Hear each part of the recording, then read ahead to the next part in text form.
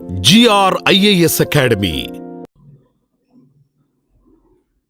Hello all, welcome to GRIS Academy and welcome back to the program Editorial Daily where we deal with editorial analysis which enriches your perspective and enhances your answer writing. So let's get started with our today's session. Yes, the first article for today is An Education System Collapses the Young Indians Trauma.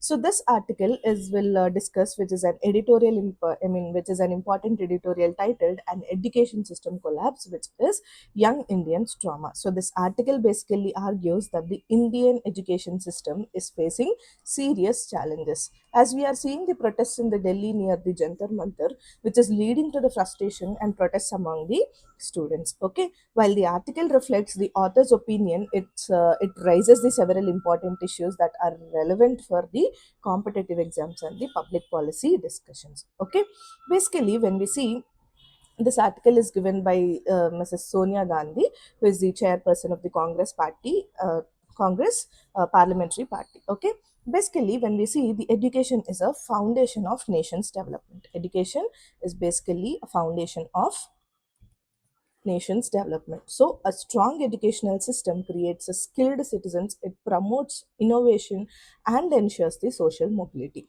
So, however, the concerns over this paper leaks of NEET exam and the unemployment raising the educational costs and governance had led to widespread of the students dissatisfaction. Okay, and let us see why are the students protesting. The article basically highlights the students of across the India have protested due to the frequent examination paper leaks. Frequent examination paper leaks that we have seen recently, the NEET exam paper leak. Okay, and also the alleged irregularities in the recruitment and the entrance examination, and also demand for the transparency and accountability and the concerns over the use of force to disperse peaceful protests. So, according to the author, these issues have reduced the students' trust in the examination system. This is what the author is telling about.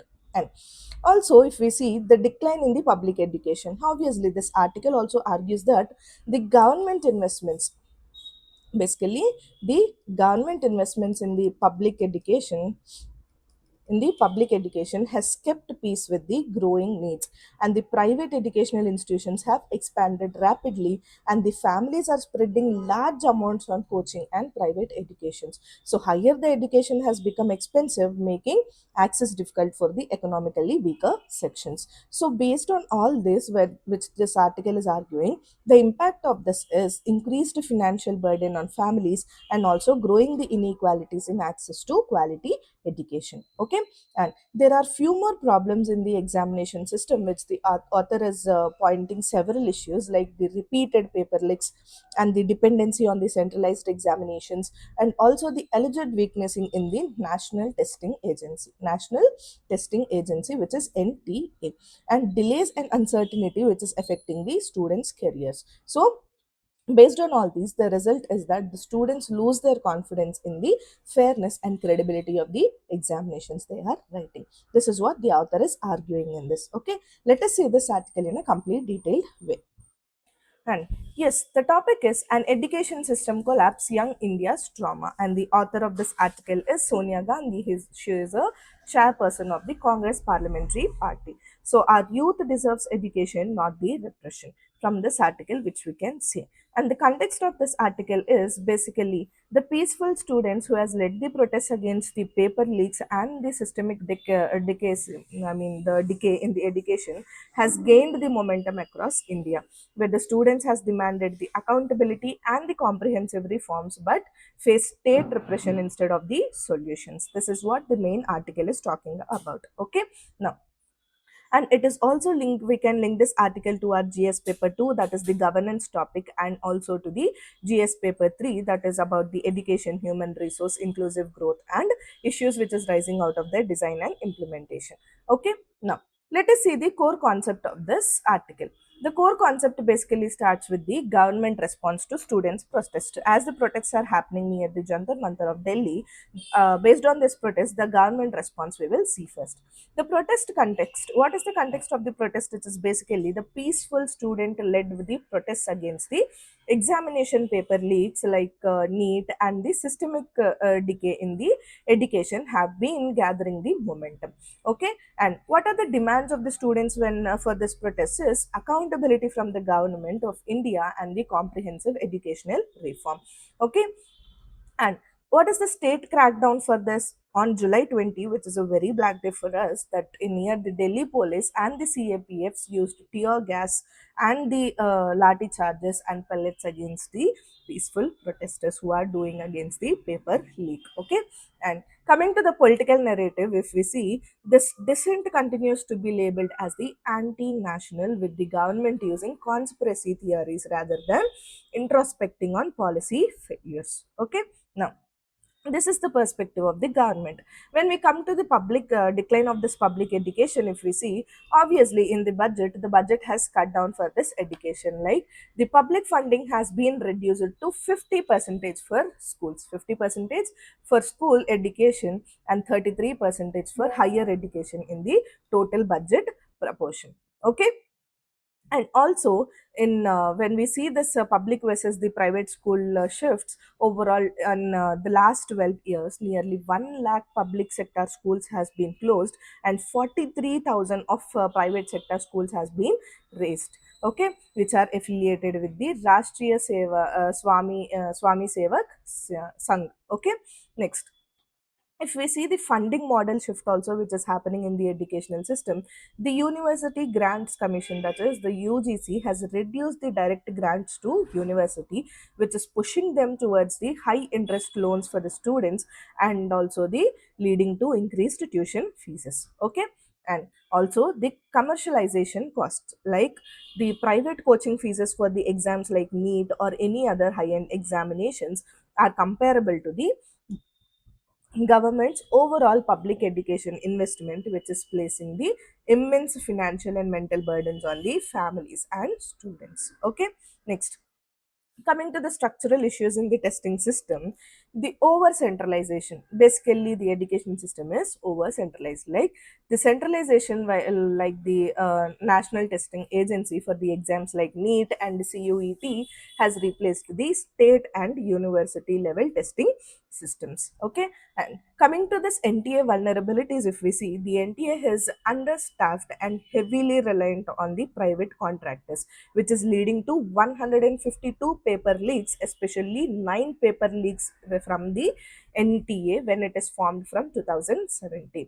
Okay, now also the workplace misalignment, like the higher education curriculum remains outdated, like failing to keep the pace with the evolving technologies, the demands like artificial intelligence. Okay, and also the youth unemployment, if we see, the graduate unemployment rate has consistently averaged around 40 percentage in the recent years, which admits the economic monopolization. Okay, now when we see the next concern of lack of governance and policy accountability, if we see the evasion of consequences like consensus, like the national education policy, the NEP, which is formed in 2020, was cleared without the parliamentary declaration or the broader consequences.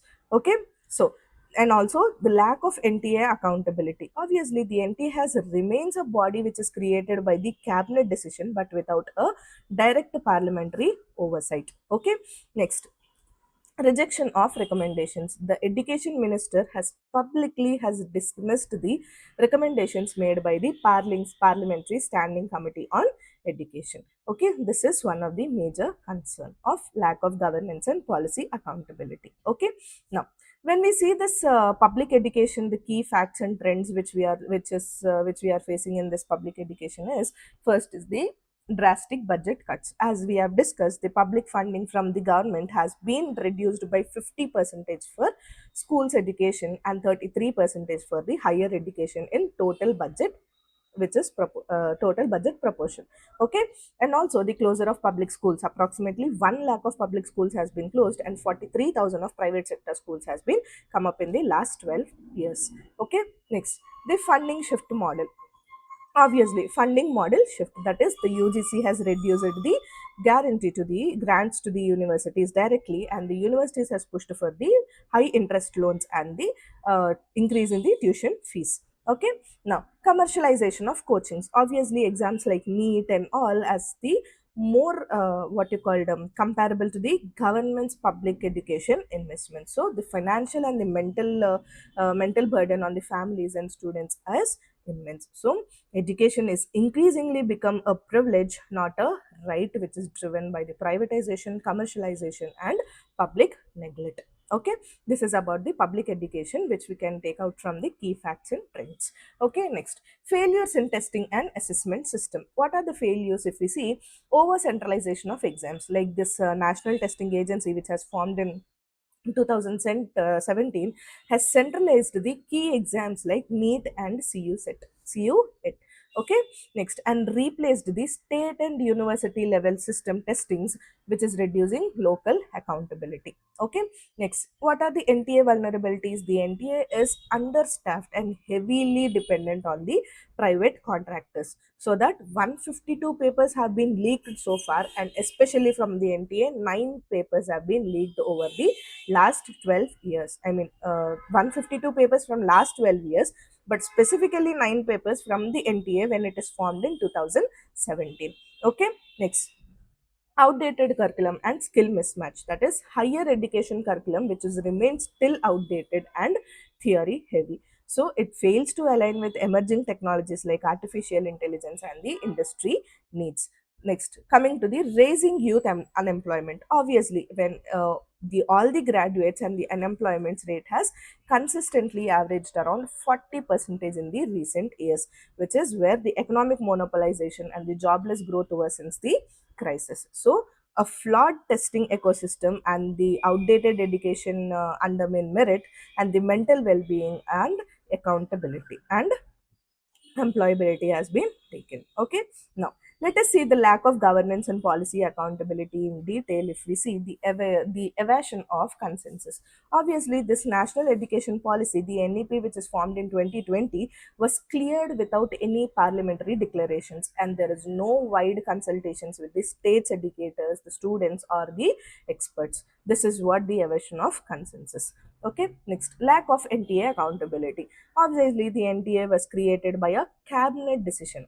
It is not by a act of any parliament. Okay, so no direct parliamentary oversight or a statutory accountability is there for the NTA. Okay, and also rejection of the recommendations. The education, the Parliamentary Standing Committee on Education has submitted few key recommendations, but the education minister has publicly dismissed them.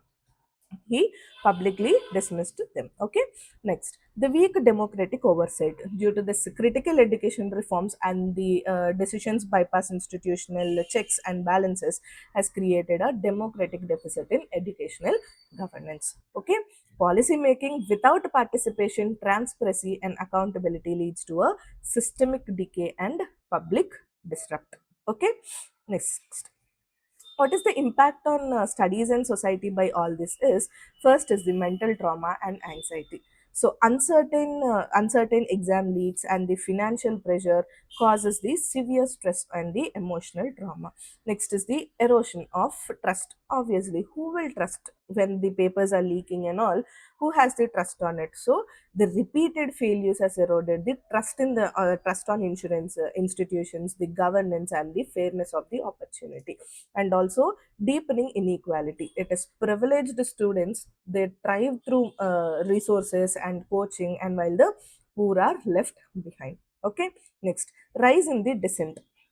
Students has compelled to protest for their rights against the systemic injustice. So when hope collapses, dissent becomes a democratic cry for dignity, justice, and equal opportunity.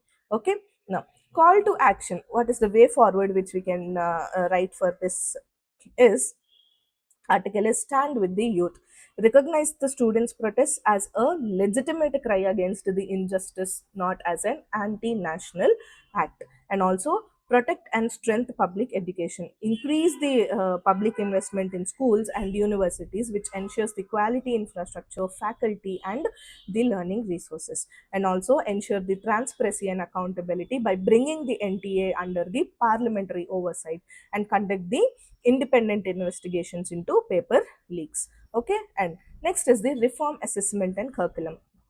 Decentralizing this testing systems, strengthen the state and university autonomy, update the curricula to match the failure skills and evolving needs. Okay, and also through the policy through consensus, how we can reform the educational policies through the inclusive conclusion with stakeholders and states, and also respect the institutional mechanisms like parliamentary committee. Okay, so invest in education, empower youth, and uphold the democracy, build the India or future with that our future deserves. Okay, now, and there are few mains analysis angles if we see. Basically, examine the impact of the what you call the commercialization and the centralization on equality and quality in Indian education. Basically, examine the impact of it, and also this is one of the thing, and then is critically analyze the governance failure in the testing ecosystem and their implications on youth trust. This is one of the question it might come. And also on this, discuss the role of a public investment in education for that involve and sustain development. Okay, next, and how can this democratic accountability be strengthened in the education policy implementation? From this article, these many questions can be arised. Okay, now, and also analyze the link between the education system decay and youth unemployment and social unrest. This is the one more question which we can talk about. So these are few mains analysis angles that a examiner can do and ask from this. Okay, yes. Let us move on to the next article. Yes, the next article is corruption the biggest threat to India's future? This article basically presents a discussion between a formal Central Information Commissioner, Shailesh Gandhi, S. Gandhi, and also the discussion is between the Anjali Bharadwaj, a young on the growing challenges of corruption, transparency, and accountability in India. This article is basically a debate between two people. So, this is an opinion article. While it raises the important concerns, it reflects the views of the speakers. So, a civil services aspirant, we should understand both the arguments and have the broader public policy context. Not that this person is correct, this person is correct. Basically, this is an opinion from the opinion page we have taken this. Okay, now basically when we look into this article, corruption is one of the biggest obstacles in the to good governance and the sustainable development. So it reduces the public trust, it weakens the institutions, it slows down the economic growth and affects the delivery of the welfare schemes. So despite the digital governances, the Right to Information Act, RTI, the Right to Information Act, and the anti-corruption laws and the corruption remains a serious concern. Okay, now what is corruption? Basically, if we come from the scratch, corruption means the misuse of the public office or the authority to private gain. Like the types of corruptions, if we see, the petty corruption, which the bribes for the public services, and grant commission corruption, which is the high level political corruptions, and also institutional corruptions and the corporate corruptions, which we can tell. Okay, yes, when we see has digitalization has reduced the corruption, this is what the article is debating about. So this article says digitalization has improved the transparency, what is this? This is digitali- digitalization. Okay, the digitalization has improved the transparency by introducing online services, by digital payments, and the direct benefit transfer and e-governance. So, however, digitalization alone cannot eliminate the corruption. Why? Because officials may still misuse the authority. Many citizens lack the digital literacy, and also the rural and poor population may face the difficulty in accessing the online services. Okay, so technology is a tool, not a complete solution for anything. Okay, yes. When you see the importance of Right to Information Act, when the Right to Information Act, which is passed in 2005, empowers the citizens to seek the government information, to increase the transparency, to expose the corruption, and also hold the public officials accountable. So the article basically argues that the RTI has uncovered many scams and strengthened the democratic accountability. Okay, let us see this article in a detail. Yes. The topic is corruption the biggest threat to India's future? The participants of this article, basically, as we discussed, it is a debate. The participants is Sailesh Gandhi, who is a former Central Information Commissioner, and Anjali Bharadwaj, she is a RTI activist of NCPRI. Okay, and the moderator between these two are the Nivedita Vardarajan. Okay, next. If we see, the transparency today is accountability for tomorrow. When we see the context of this article, the student protest, which is demanding the accountability following the NEET paper leak, has received a national conversations around the governance, transparency, and the corruption. And yes, how can we link this article to our syllabuses? We can link this article to our GS paper 2, which is the governance, transparency, accountability, the RTI, right to information, anti-corruption institutions, and also for GS paper 4, that is the ethics paper, ethics in public administration. Also, we can link this article to. Okay, now when we see the core concept of the topic, the first is the digitalization and the petty corruptions. As we discussed before, the types of corruptions, in that when we see the digitalization and the petty corruptions, limits of the tech solutions, like there is digitalization alone cannot eliminate the corruption, obviously, and it has added an extra layer of difficulty for the poor, unlettered, and the marginalized who lack internet access and must pay the middleman or the private cyber cafes to access the basic services of the public. Okay, next, lack of grievance redressal, like a proper time bound grievance redressal law has to be come up, which has to be discussed by the parliament as far back as 2014, as it is done, and has still not been implemented to help the citizens report and resolve the extortion demands at the governance offices. Okay, now when we look into this, when we are talking about this Right to Information Act and the institutional dilutions, if we see in that, the first one is the RTI's legacy. How can we come up with this RTI legacy? Is India sees nearly 6 million RTI requests, 6 million RTI, Right to Information requests, which is filed annually, the highest, which is globally, which is highest, which is exposing major scams over 2 decades, such as the cases like Vyapam, the Adarsh Household Housing Society, and the electoral bonds cases also. Okay, next, erosion by the DPDP and the legal precedents. Like the original RTI, the Right to Information Act, was defined personal information strictly. It defined the personal information strictly, but amendments has introduced via the Digital Pension Data Protection, that is DPDP Act of 2023, which is alongside a judgments like this Girish Ramachandran Deshpande has made it easy for authorities to deny the information by broadly classifying the corruption related details as personal information.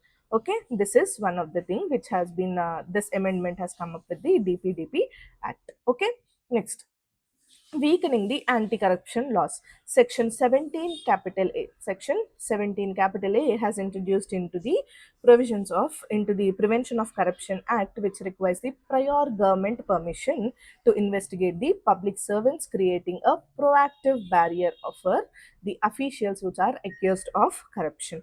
Okay, and also when we see the vacancies and the occupancies of this office, if we see, the Information Commission are left vacant until the mandate by courts and appointments remain opaque and non-transparent. Okay, and when we see the at the heart of transparency and the accountability, if we can see, the citizens' rights to know the empowers the people, it strengthens the democracy. And strong institutions which have independent, transparent, and the accountable bodies are very much essential. And the rule of law also have to have that no one is above the law, and switch the justice which deters the corruption. And also coming to the information transparency, if we see it opens the openness and the exposes the wrong and prevents abuse of power. And also the public participation, if we can have a, the active citizen oversight is the best antidote to corruption. Okay, next. Now, when we look into the weak enforcements and judicial delays and the compromised institutions, if we look up the lack of deterrence, due to lack of different deterrence, like the corruption persists because there is a minimal fear of punishment. There is only minimum fear, minimal punishments for the corruptions. So, in 2008 study, which is given by the CIB's anti-corruption branch of 1980 to 1984, showed that over 144 convictions are for corruptions, and average investigation time is 13.4 months, and the average trial time is almost 88 months. So, only 4 persons have served more than only 4 persons have served more than 20 days in the prison. Okay, so coming, this is about the lack of deterrence. Coming to the systemic failure of the oversight bodies, if we see the institutions like Lokpal, the CIB, and the EDs have been compromised or rendered the ineffective. So the investigative agencies often used the selective against the opposition members rather than the ensuring the impartial accountability. Okay, which weakens the institutional independence, which enables those in power to escape the scrutiny. Okay, now coming to the demands for this reforms, what are the demands which have to be taken for having the reforms in this corruption cases is clear the roadmap. First, we have to clear the roadmap to reduce the judicial delays so that the corruption cases are disposed in under a year, not taking more than it. Okay, so also the fast track courts and the adequate resources for the investigation and prosecution has to be there, and media must track the celebrity and high profile corruption cases in a long time to expose the public accountability. Okay, yes. So that impunity, delays, and the compromised institutions together creates a system that protects the corrupt and punishes the honest. This is what we can take up from this. Okay, now just a second.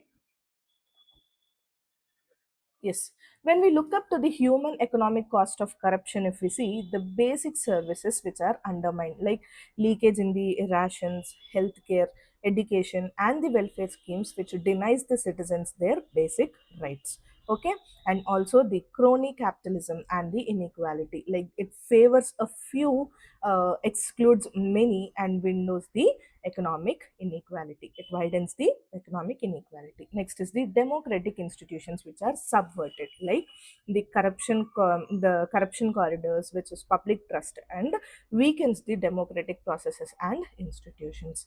Due to the developmental derailment, what happens? It diverts the scarce resources away from the productive investment and towards the private enrichment. Okay, next, when we see of the social and the ethical damage, if we see, it breeds the criticism and moral decline and the culture of the compromise across society. Okay, now, so the corruption is not a moral failure, it is a developmental disaster.